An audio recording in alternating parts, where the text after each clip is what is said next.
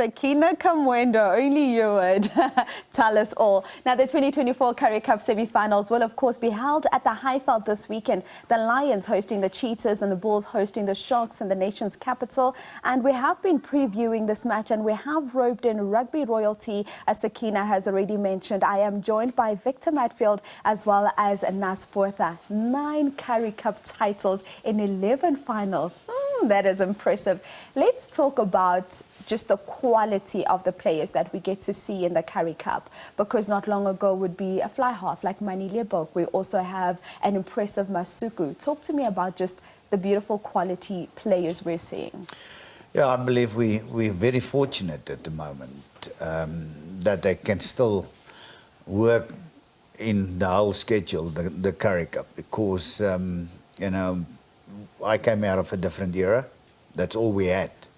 So, you know, it was all effort on winning the Currie Cup. And the old saying is true, you know, if you can play well in the Currie Cup, then you can play actually international rugby. Where now, the Currie Cup, it's a little bit of a combination because you do get some of your Springboks back in the Currie Cup. But it's actually the stepping stone to the URC, and then of course if you play well there, you move up to international rugby.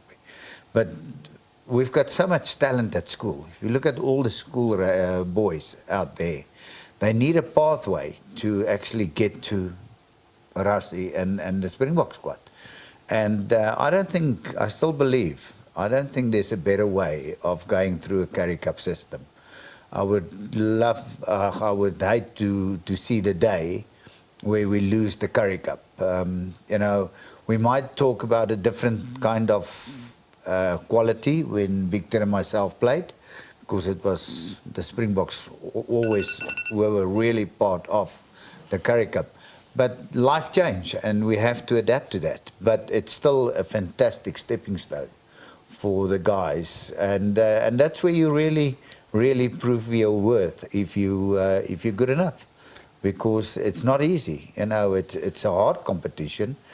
You know, I even look at the Griffins. They had, I thought, quality-wise, they had a good campaign. No wins, but they had a good quality rugby that they produced against some of the better teams. So, you know, even there, somebody might just stand out. And the next moment he finds himself in one of the 4 URC teams.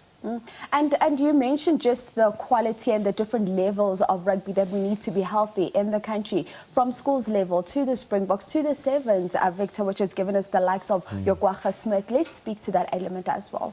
Yeah, I think there's different pathways to get to the Springboks. Like Naas just said, I mean, the Sevens has produced fantastic players. If you think about Kwacha, Colby, all these guys coming through. And then, I mean, Currie Cup, URC, there's some guys that went overseas that came back to South Africa. So we've got different pathways. But like we've said, there's so much talent in South Africa, and we need to give them opportunities to play. And I mean, the Currie Cup is fantastic. But I mean, this weekend, if you think about the Sharks team, they're going to play against the Bulls team that's going to be packed with URC. The Bulls are going to be a bigger team that played in the URC final against a Glasgow with almost 15 international players. So this is going to be like a URC final game that's going to happen. So the quality is going to be right up there. So for a guy like Sia at fly-half, everyone has been talking, can he take that next step to play international rugby? He gets opportunity to play against a Bulls team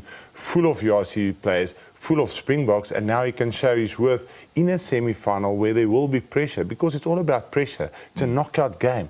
Now you need to show what you can do under that pressure. Now you need to shape up or ship out. Let me put you on the spot.